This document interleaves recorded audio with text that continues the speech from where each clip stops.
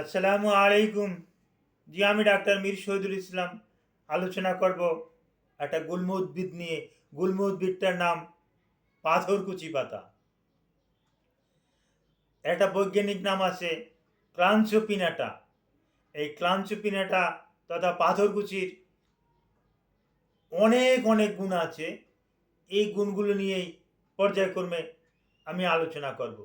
যে দর্শক শ্রোতা, আলোচনা করার শুরুতে আমি গাছের পাতাটা একটু দেখিয়ে নেই। যেহেতু আমি সংগ্রহ করেছি, তাই পাতাটা আপনাদেরকে দেখিয়ে নিই। অনেকে চেনেন, হয়তো অনেকে চিনেন না, যার পরিপ্রেক্ষিতে আমার প্ল্যানেট থেকে আমি এটা সংগ্রহ করে আপনাদেরকে দেখাচ্ছি। আমার কাছে আছে, এই দেখে রাখুন পাথরকুচি পাতা, যাতে পরবর্তীতে ভুলে না যান। নেটে সার্চ দিলেও আপনার পাথরকুচি পাতা এর উপকারিতা অপকারিতা এগুলা মোটামুটি একটা ধারণা জানতে পারবেন। তারপর আমি যেগুলো বলবো এগুলা অতি গুরুত্বপূর্ণ আলোচনাটা করব। আচ্ছা, পাথরকুচি পাতাটা দেখা আপনাদের হয়েছে, আপনারা এটা চিনছেন যে পাথরকুচি পাতাটা, এটা পিছনের দিক। এই আর এই গাছটার বিবরণ দিতে গিয়ে, এই গাছটা যদি এভাবে মাটিতে ফেলে রাখা হয়, এভাবে যদি ফেলে রাখেন, তাহলে এই গাছের যে ভাঁজ আছে, এই ভাঁজ থেকে নূতন নূতন এক একটা গাছ গজিয়ে যায়। যা আমার সঙ্গে অনেক অনেক আছে। আমি একসময় ভিডিও কলে আমি বাগানের একটা ছবি করে আপনাদেরকে দিব। এর উপকারী দিকগুলো আমি আলোচনা করতেছি। প্রথমেই আলোচনা করব রেনাল ফাংশন নিয়ে। আমাদের রেনাল ফাংশন বলতে একটা ফাংশন আছে।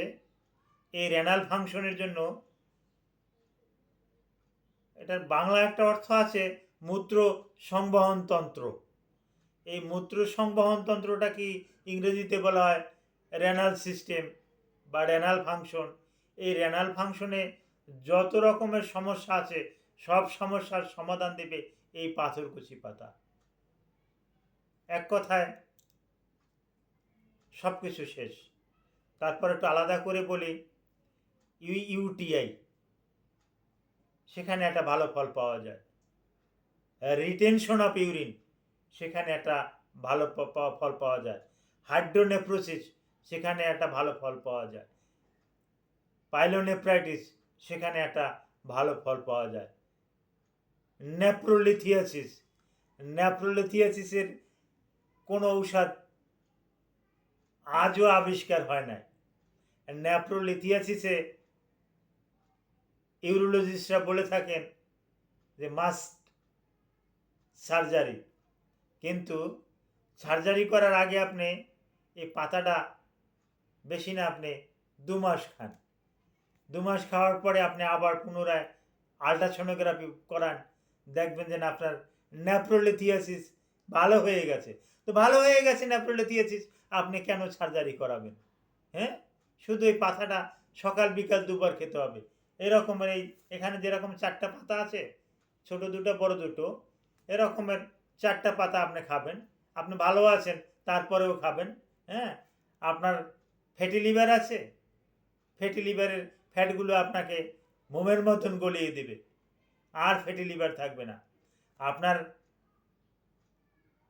কোলেস্টেরল আছে, আপনার লিপিড প্রোফাইল বেশি আছে, আপনার ট্রাইগ্লিসারিড বেশি আছে, এটা আপনি খান, আপনার ট্রাইগ্লিসারিড 15 দিনের ভিতরে কমিয়ে দেবে।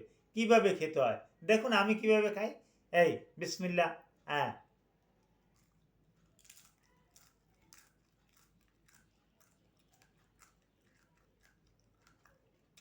বুঝছি, মুখে একটা রস আসছে। রসটার স্বাদ তেমন একটা অন্যান্য এর মধ্যে ভালো না, তারপর আমি খেয়ে নিচ্ছি। আগে দাঁত দিয়ে চিবিয়ে ফিনিশ করে নিলাম। ওকে আমি এখন জিব্বার কাছে নিয়ে আসবো। এক এক আমার খায়। এখন আমি এটা গিলে গিলে খেয়ে ফেললাম। এখন যদি একটু পানি খেয়ে নেই, ভালো। তারপর আসে কোলিসিস্টাইসিস। গল ব্লাডারে যদি আপনার স্টোন হয়, কোলিলিথিয়াসিস, এই কোলিলিথিয়াসিসের জন্য আপনি খেতে পারেন ভালো একটা রেসপন্স পাবেন।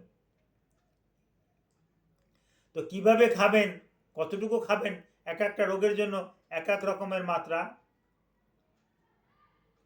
তো খাওয়ার আগে আপনি অবশ্যই ভালো মাপের কোনো একজন এই বোটানিস্টের সাথে আপনি আলাপ আলোচনা করে ব্যবহার বিধি আপনি জেনে নেবেন, বা আপনার চিকিৎসকও আপনাকে নির্দেশনা দেবেন, ওই নির্দেশনা অনুযায়ী আপনি খেতে পারবেন, ভালো একটা ফল পাবেন। তারপরে আপনার যদি পেট ফাঁপা থাকে, পেটে যদি নিয়মিত বেশি বেশি গ্যাস হয়, হ্যাঁ, এই হাইড্রোক্লোরিক অ্যাসিড যদি বেশি জমা জমা থাকে, তাহলে অনেকে ওই পিপিআই খায়, প্রোটন পাম্প ইনহিবিটর খায়, H2 রিসেপ্টর ব্লকার, এর আবার অনেক ঔষধ আছে। হ্যাঁ, এগুলো না খেয়ে আপনি এই আমি এখন যেরকম খেলাম এরকমের আপনি খান, ভালো ফল পাবেন। তো আমি যে আলোচনাটা করলাম এটাই চূড়ান্ত চূড়ান্ত না, আর আমার কথা অনুসারেই খাওয়া শুরু করবেন না। এই হার্বসটা আপনি খেতে আমি যে রকমের খেলাম, তবে এতটুকু খেলে আর কোনো পার্শ্ব প্রতিক্রিয়াও নাই। এই যতটুকু খাবার ততটুকু খেয়ে নিয়েছি। হ্যাঁ, আপনি এতটুকু খেতে পারেন, এর কোনো সাইড এফেক্ট নেই। হ্যাঁ, তারপরেও আপনি রোগ হিসাবে যখন খাবেন, রোগের পথ্য হিসাবে যখন খাবেন, আপনি আপনার চিকিৎসকের সাথে আলোচনা করে নেবেন। ধন্যবাদ।